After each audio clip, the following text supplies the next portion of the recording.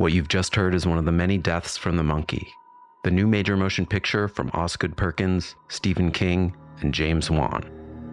Experience it in theaters everywhere this Friday, because everybody dies, and that's life.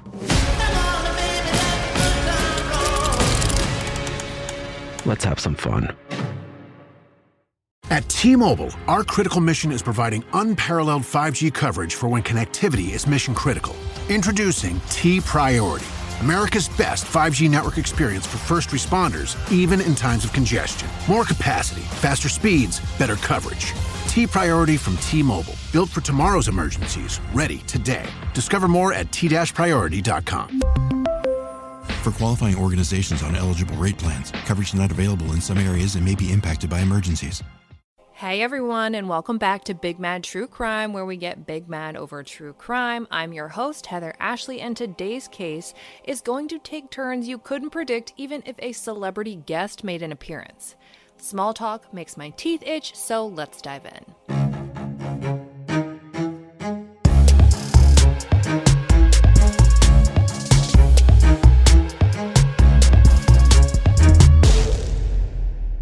Heather Bogle was described as someone who lit up a room, whose smile was infectious, and whose purpose in life was to pick up other people when they were down, basically all the wonderful things that people say in the beginning of every Dateline episode.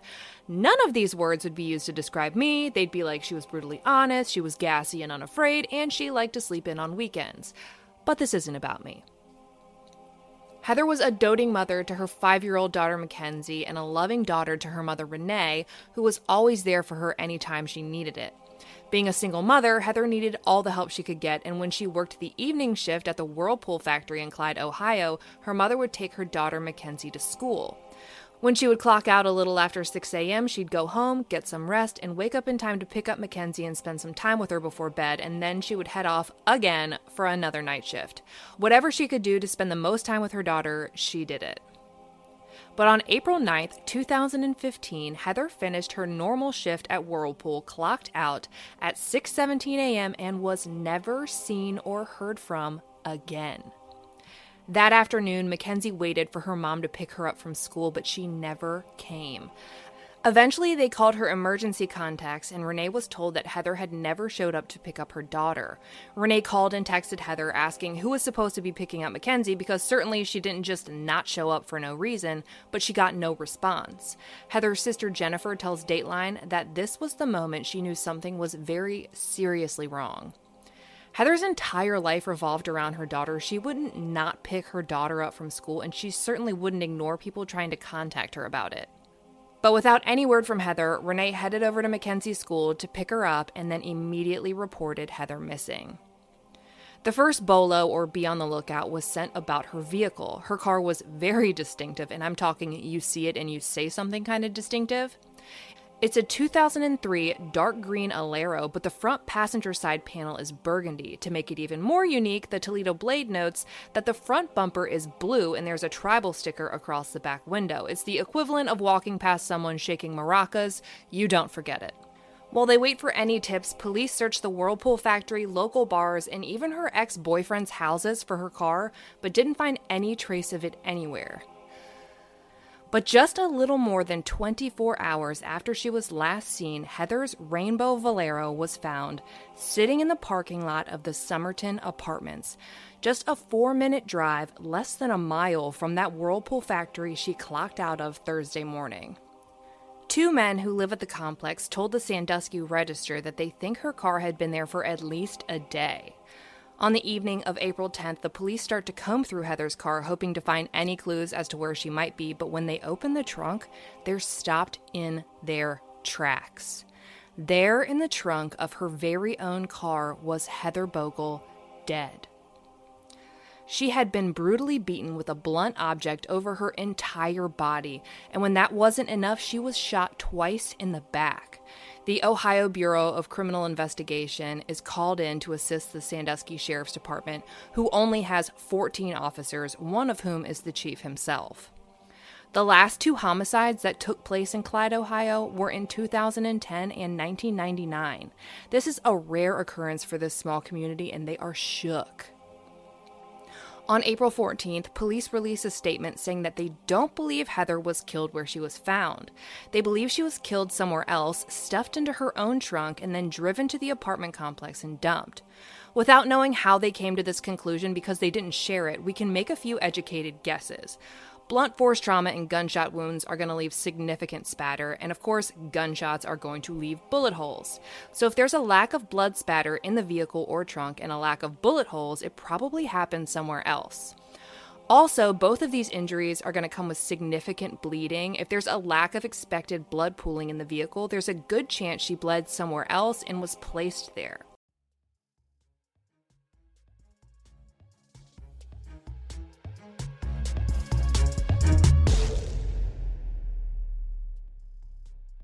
This episode is brought to you by MeUndies. Underwear drawers are like the Wild West. You never know what you're going to pull out or what shape it's in. So upgrade your collection with the buttery soft comfort of MeUndies. MeUndies' signature fabric is as soft as a warm hug from your favorite sweater. Plus, it's breathable and oh so comfy, making it ideal for all-day wear. Get 20% off your first order, plus free shipping at MeUndies.com/Spotify with code Spotify. That's MeUndies.com/Spotify, code Spotify.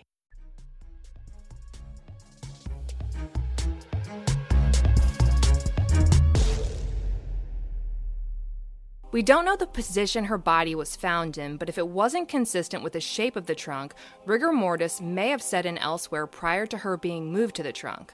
We also don't know about Heather's state of livor mortis when found. Livor mortis is the gravitational pooling of blood within the body after death, something some of you may remember from the Christian Andriacchio and Annie McCann cases. Whichever parts of the body are facing downward will turn a pink, red, or purple color. Say she was laying on her left side in the trunk, but had livor mortis on her right side, it would indicate that she had died on her right side, was there for some time, and then moved into the trunk and placed on her left side. But enough of the forensic anthropology lesson, though I do think I should get 2 cents for using such fancy words. Anywho, police execute a search warrant in the Somerton apartment complex after going through Heather's phone records and finding that she was known to recreationally smoke weed and that she may have been going there to buy some on her way home. However, they're tight-lipped about what they did or did not find during the search. Another location is served with a warrant, but we don't know where or why at this point. We do, however, learn that the driver who parked Heather's car in the apartment complex parking lot ditched the car at 1:30 a.m. on Friday morning, meaning that he had Heather for around 19 hours before disposing of her body. They then believe the driver got out of her vehicle and ran through some backyards, then hopped in a white SUV that was parked on another street and drove away. Police say they currently have several persons of interest and offer $5,000 for any information leading to the identification of the person or persons responsible for Heather's brutal murder. On April 22nd, the Sheriff's Department makes a statement that they're making progress in Heather's case, that they've got a few prominent names, and the more people they interview, the more they're narrowing down who they believe was involved in the gruesome murder. They say they've gone from a half dozen persons of interest to a select few and feel like there will be an arrest coming soon. Now, this gave people a lot of hope, but then everything went silent. In fact, when the Sandusky Register called the detective overseeing the case looking for any update, they were hung up on. A law enforcement catfight ensues when the Sheriff's Department basically told the 2 Clyde police officers on the case that they were no longer needed nor welcome. From what I understand, they were booted after making the comment that the case might be coming to a conclusion soon. But just 2 days after the police versus sheriff's pissing match, a search warrant is issued for a home on Bidwell Avenue in Fremont. The Fremont News Messenger reports that police gathered enough information through the investigation to lead them to believe that this house is the scene of the crime, that the house on Bidwell Avenue is where Heather Bogle was brutally beaten and shot to death before being stuffed into her own trunk and dumped in a parking lot to be found by anyone. While at the house, a forensic camera is set up and photos are taken, and police are seen carrying boxes and bags of potential evidence back to their vehicles. The website also noted 2 women and a small child who were at the house at the time the search was executed. One of them was taken in for questioning, but was brought back just a little while later. ABC 13 gets a hold of one of the women in the house named Catherine. Catherine says that she's never met Heather and her name will be cleared. They also interview Catherine's neighbor, who refers to her as her cousin's baby mother and says that the fact that she might have something to do with Heather's murder is crazy. The second woman who was at the house at the time actually lives in the Somerton apartments. Her name is Kiana and tells the Fremont News Messenger that she's been questioned 3 times already, but has yet to be charged with anything. Naturally, she has already hired an attorney. To add a cherry on top of her statement, she as well says that she has never once met Heather Bogle. But in a plot twist, a third person is added to the pool of people being looked into. His name is Omar, and he's actually currently in jail for theft and having a weapon while on probation. The authorities believe that that weapon may be tied to Heather's murder. Omar is being held on a $100,000 bond, but if he bonded out, he'd just be facing another parole violation charge out of Michigan, so I doubt that's going to happen unless he feels like blowing 10 grand. On June 10th, Heather's autopsy results are released, and it indicates that Heather had recently smoked weed prior to her death, which makes sense since we know her cell phone data indicated that she might have been heading to the Somerton apartments to buy some. And while they've had persons of interest since almost day one, in September, lead detective Sean O'Connell tells ABC 13 that the evidence in the case has escalated to the point of the 2 original persons of interest being upgraded to official suspects. And that's a big difference. That's the difference between you may know something to we think you did it. The suspects are named as Kiana and Omar. This removes Catherine from the playing field altogether. Remember, Kiana is the one who lives in the apartment complex that Heather was found at and is friends with the woman who rents the home they believe Heather was killed in.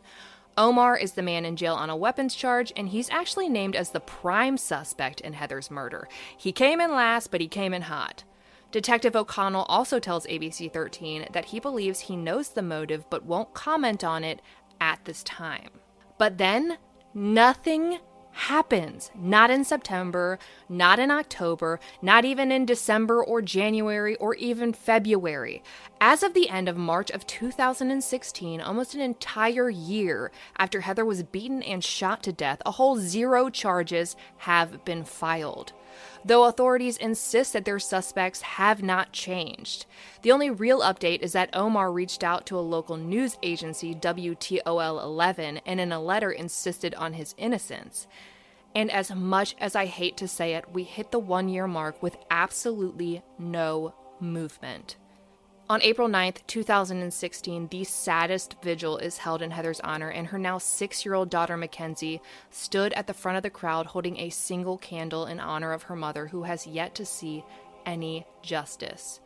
We learn kind of offhandedly that Kiana was arrested at some point on unrelated charges, and that both suspects are currently in jail, but not on any charges relating to Heather Bogle. Just a few weeks later, a bomb is dropped in this case. And no, it's not in the form of charges. Instead, law enforcement adds yet another suspect to the pool, 26-year-old Carrie. Who the fuck is Carrie, and where did he come from? We may literally never know because time continues to tick and tock its ass off, and 2 months later, NBC shocks the world by telling us that no suspects have been charged, but lead detective Sean O'Connell has been placed on leave due to allegations of workplace misconduct, among other things. And it's almost all in connection to his handling of Heather's case. Heather's family made complaints about him refusing to interview potential suspects, and he allegedly gave them false information about where they were at in the case. Imagine where this investigation might be if him and his buddies hadn't kicked all the police officers off the case. In a dose of irony, just prior to being placed on leave, O'Connell reached out for help. Yeah, the guy who fired the previous help. But not to the police department, whom he'd blown off earlier in the investigation. This time he went to the Attorney General's office for assistance. I've never seen a case with so much drama between deputies and officers, and it's not about to get any better. The AG's office did in fact take the case, but not for long. By January of 2017, yes, 2017, the Sandusky Register announces that the Sheriff's Department has taken the case back from state investigators and made a statement that they're now lead on the case with the assistance from the BCI. The general consensus of this small community is that the case has been botched, and I don't think anyone disagrees at this point. But hopefully with a new sheriff in town, literally the newly elected Sheriff Chris Hilton, maybe this will stop being a pissing contest and someone will start actually getting shit done. On May 31st of 2017, were almost 2 years since Heather's murder, 3 raids take place in 3 different trailers in the Emerald Estates trailer park. The trailer park is only 3 miles from where she was found, less than 3 miles from where she was last seen alive. It turns out that in the 2 weeks prior to the raids, new information had come in, leading them to 2 specific trailers in the park, both of which belonged to, wait for it, a fucking Whirlpool employee. This new information happened to be electronic communications that no one had previously investigated. So the word they're looking for is old. Old information was found, which led them to this trailer park. What in the fucking botchery? In more news, Sheriff Hilton, who headed this raid, has removed any and all suspects from the case. What is happening? Everything we knew was a lie. But just 4 months into there being a new sheriff in town, it fucking happens.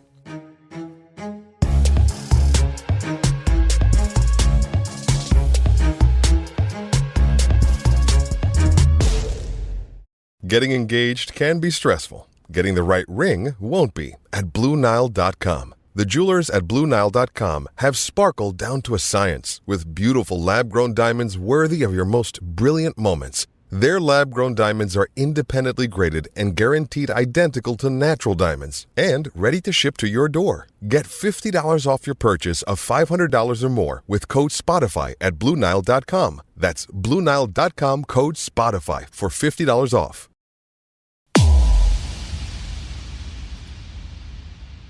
An arrest is made. 48-year-old Daniel fucking Myers is charged with aggravated murder, aggravated robbery, kidnapping, and tampering with evidence in connection to Heather Bogle's 2015 murder. Who the fuck is Daniel Myers? Not only did he live in one of the trailers they raided, but he also worked with Heather every single day at the Whirlpool factory.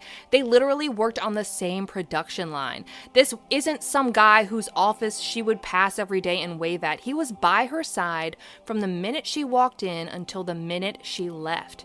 And Daniel's daughter gives no fucks. She told ABC 13 that if he did it, he deserves what he gets, that Heather's family deserves justice. That is my damn girl. Finally, someone related to a criminal who's like, fuck that asshole, send him to prison. She says that he's always been a violent man, and it turns out he's also a sex offender, so he's got that going for him too. The ever-so-helpful Fremont News Messenger reports that upwards of 10 women came forward after Myers was arrested to say that he had also been violent with them and that they had been forcefully sexually assaulted by him. The mother of Daniel Myers' son, Leanne Sluter, allegedly killed herself in 2009 in the back bedroom of that very trailer, shooting herself in the chest. Myers' story was that he walked in and found Leanne dead on the bed with a gunshot wound to the chest and a rifle laying by her side. But Leanne didn't like guns, which is why she didn't own one and why she didn't even know how to load one. So tell me how in the fuck a woman with no gun training loads it, has go-go gadget arms long enough to fire a rifle backwards, shoots it, and then has it magically lay at her side afterward. Come on, we've been over this with Kurt Cobain. This shit does not happen. Okay, we haven't covered Kurt Cobain yet, but now I want to. Anyways, neighbors had their doubts that it was a suicide, and it looks like the sheriff's department might be taking a second look into her death as well. This is something I'm 100% invested in now, and I've contacted her family about it, and we will be doing an episode on her, so don't worry. But let's go back to Heather's case for now. Daniel has court the next day where he begs the judge to let his murderous ass go back to work at Whirlpool, the very place he picked his victim from, and home where his ex shot herself so he can go be the sole influence on a 12-year-old boy. It was a hard fucking pass. He got no bond. He did not get $200. He was sent straight to jail. On June 9th, 2017, a grand jury officially indicts Daniel Myers on 2 counts of aggravated murder. If convicted, this flaming pile of garbage could face the death penalty. He is cited as the sole suspect in Heather's murder. Uno, one, only. Not Catherine, not Kiana, not Omar, not Carrie. Only Daniel Myers. It turns out that Kiana's only tie to Heather's murder at all was Detective Sean O'Connell, who is no longer a detective. He resigned shortly after being put on leave. According to the Sandusky Register, Kiana's baby daddy was appealing a drug conviction that Detective O'Connell had helped secure. And after one of his searches of Kiana's apartment, a copy of her baby daddy's appeal was neatly placed on her bed for her to find. What the fuck am I reading? I went from being so big mad at Kiana and the other imaginary suspects to being on fire fucking livid at the bullshittery being handed down by one Sean O'Connell. But there's about to be all sorts of justice up in this bitch. On December of 2017, a grand jury indicts Sean fucking O'Connell on multiple felonies of, you guessed it, tampering with evidence, and it is all in connection to how he handled Heather's case. The Fremont News Messenger also reports that he's being charged with misdemeanor falsification, coercion, dereliction of a duty, which means he was involved in misconduct or illegal actions in connection with his official duties as an officer of the law, and obstruction. I would say that escalated quickly, but this has escalated so quickly so many times. Unfortunately, O'Connell is released without any bond and is expected to come to trial on his own recognizance on March 27th of 2018. Daniel Myers' trial isn't set to begin until May 7th of 2018, but is then delayed until September 4th, and then again to October 27th, seriously almost 2.5 years after killing Heather. On July 30th, O'Connell pleads guilty to tampering with evidence in a plea deal to drop the other charges. He is sentenced to 2 years in prison, which I'm sure will go well. I hear corrupt cops do fantastic in jail.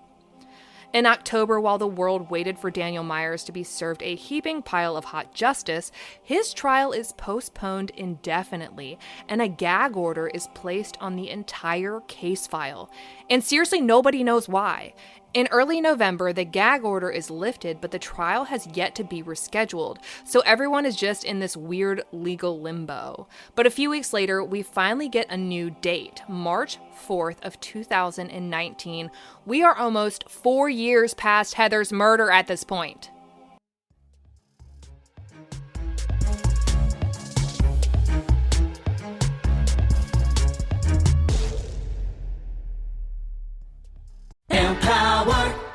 Claire is practicing her breathing for her upcoming yoga retreat in Bali.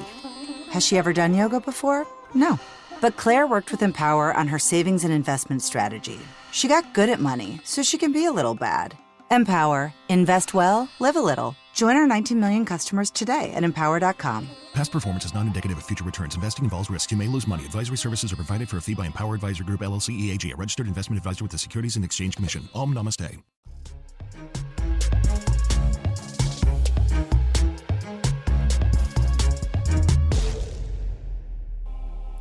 I can't imagine being her family and going through these ups and downs for 4 whole excruciating years. But something interesting happens. While we're waiting for Myers' trial to begin, he decides to change his plea. In February of 2019, he pleads guilty to the murder of Heather Bogle and is sentenced to life in prison without any possibility of parole, avoiding the death penalty.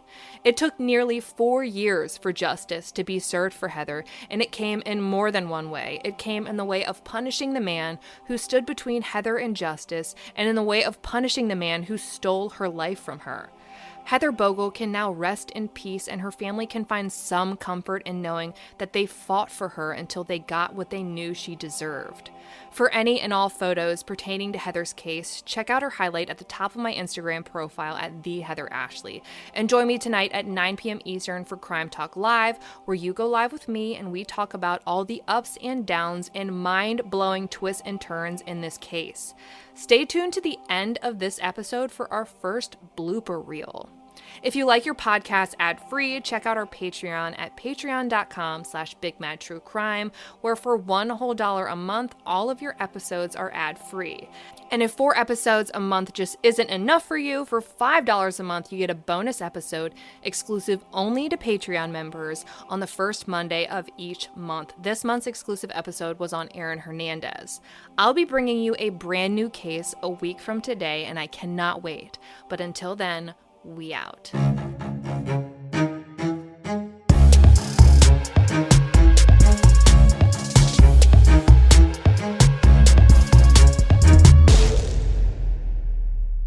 but without any word from Heather.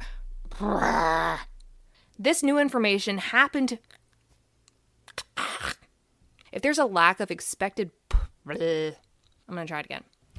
Okay, UPS truck, you're so fucking loud. Pass. Unless you're giving me a present, which you're not, so go fuck yourself, bye. In Heather's murder, blah, with his blah. Oh boy. Okay, the Fremont new... I would say that escalated quickly. Blah. Excuse me. I would say that escalated quick. Oh.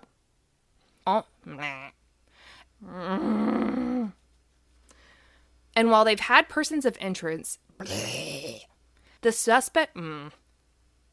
But something interesting happens. While we're waiting for Myers...